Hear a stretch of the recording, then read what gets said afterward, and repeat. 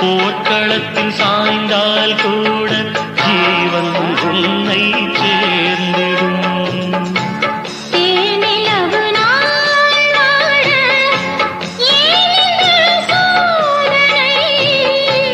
வான்நிலவை நீ